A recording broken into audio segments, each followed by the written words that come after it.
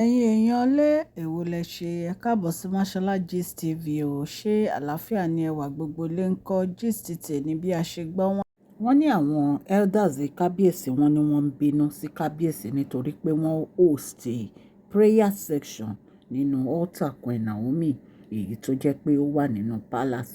Ẹ̀yin èèyàn lé ẹ jẹ́ ká jọ wọ inú gist yìí.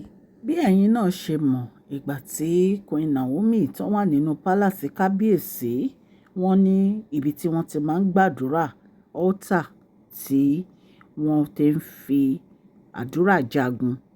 Ṣùgbọ́n wọ́n ní ìgbà tí Queen Naomi tí wọ́n kúrò ní palace tán bínú kúrò ní palace tán lọ post pé àwọn ò fẹ́ jẹ́ olórí mọ́. Wọ́n ní kábíyèsí ní kó lọ wó altar yẹn lulẹ̀. Wọ́n ní wọ́n dẹ̀ wó altar yẹn. Ṣùgbọ́n later nígbà tí gbogbo wàhálà àti ìjà ẹ̀ parí, kábíyèsí build another altar fún Queen Naomi. Èyí tó jẹ́ pé wọ́n ṣe iṣẹ́ tó lágbára sí orí altar yìí láti gbèrò láti tún kọ́. Bóyá kábíyèsí ti wá mú ìlérí sílẹ̀ ní o pé àwọn máa gbàdúrà nínú altar yìí o àmọ́ o bóyá nǹkan tó bá Ọlọ́run dá májẹ̀mú ni àmọ́ o. Wọ́n ní ṣe ni kábíyèsí lọ bẹ̀rẹ̀ prayer section nínú altar yìí. Wọ́n ní àwọn elders wọ́n ní láyéláyé kábíyèsí ò lè ṣerú nǹkan tó ń ṣe pé torí àrólé Odùduwà ní kábíyèsí wọn ò lè máa lọ gbàdúrà nínú altar. Kí ló dé tí kábíyèsí ò lè ní yan àwọn ènìyàn láti lọ gbàdúrà yìí fún wọn ní ibẹ̀? Wọ́n ní ṣe ni àwọn elders yìí ń bínú. Ẹ dẹ̀ mọ̀ pé gbogbo pé Queen Naomi ní prayer altar yìí gan nínú palace kò dùn mọ́ wọn nínú. Fún àwọn elders yìí everyday ni wọ́n máa ń rojọ́, náà máa ń lament, náà máa ń complain nípa pé wọ́n ń ṣe prayer nínú palace pé kò yẹ kí kábíyèsí gbarú nǹkan báyìí láàyè. Ẹ̀yin èèyàn lé ẹ jẹ́ ká jọ wọnú gist tèmi. Mashola Gist TV ń kí yín, adúpẹ́ atọ́pẹ́dá.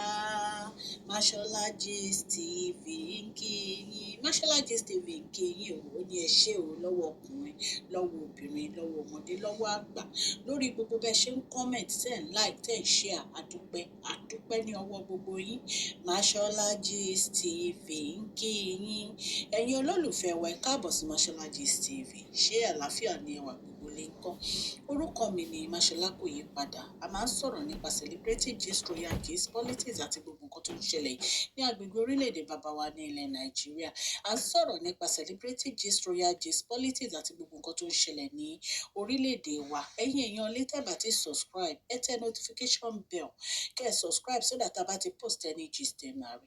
A ń sọ Yorùbá lórí channel yìí nítorí pé a fẹ́ gbàgbé àṣà àti èdè wa. Ẹ̀yin èèyàn lé à ń ṣe advert lọ́lọ́kùn òjọ̀kan lórí channel yìí, ẹ kàn sí wa ní Mashola Gist TV. Ọlọ́run Elédùmarè á bá mi gọ́wọ́ yín sókè o. Ọlọ́run Elédùmarè á bá mi ran gbogbo yín lọ́wọ́ o. Òkè òkè ni ọlá yín á máa lọ o. Ọlá yín ò ní lọ ìsàlẹ̀ láíláí.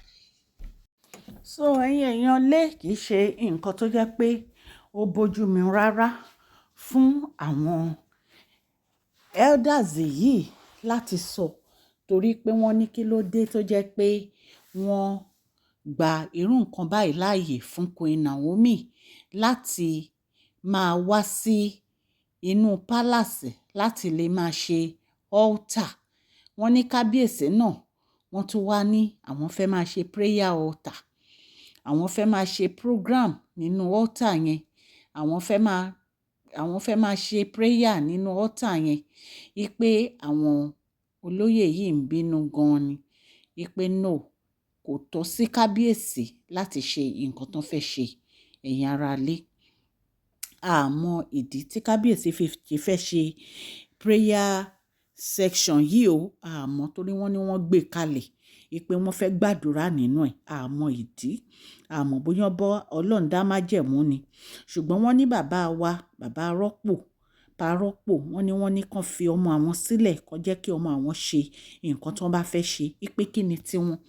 Ipe ṣé àwọn ni Ọlọ́run ni láti máa sọ fún ọmọ àwọn nǹkan tí wọn ò fẹ́ kí ọmọ àwọn ṣe. Ipe kàn fi kábíyèsí sílẹ̀, kàn jẹ́ kí kábíyèsí ṣe nǹkan tí wọ́n fẹ́ ṣe. Ẹ̀yin èèyàn lé nǹkan so nǹkan tí wọ́n ní àwọn elder sọ ni wípé kábíyèsí ò ní right láti máa lọ ṣe prayer nínú altar èyí tó wà nínú palace yẹn, wípé àrólé Odùduwà ni wọ́n, wípé is into traditionalist. Ṣùgbọ́n Ọlọ́run tí à ń sìn kò sí ẹni tí ò lè gbàdúrà sí. Nǹkan tí àwọn olóyè ò mọ̀ nìyẹn. Wọ́n ní parọ́pò nìkan fi kábíyèsí sílẹ̀ kan jẹ́ kí kábíyèsí gbàdúrà tán fẹ́ gbà. Wípé àdúrà ò kì í pọ̀ jù. Nǹkan tí a gbọ́ nìyẹn ta ní ká wá torchlight sí ẹ̀yin ará ilé. Mo dúpẹ́ púpọ̀ lọ́wọ́ gbogbo yín fún àdúrótì yín lórí channel yìí. Ọlọ́run Elédùmarè á bá mi wà pẹ̀lú yín o. Ẹ ní fi ọwọ́ gbé ọmọ sí o. Ní agbára Ọlọ́run gbogbo nǹkan tí ẹ bá dáwọ́lé á yọrí sí rere o. Ẹ jọ̀ọ́ bá mi fún fídíò yìí ní thumbs up o. Please share this video, like and subscribe. God bless you all.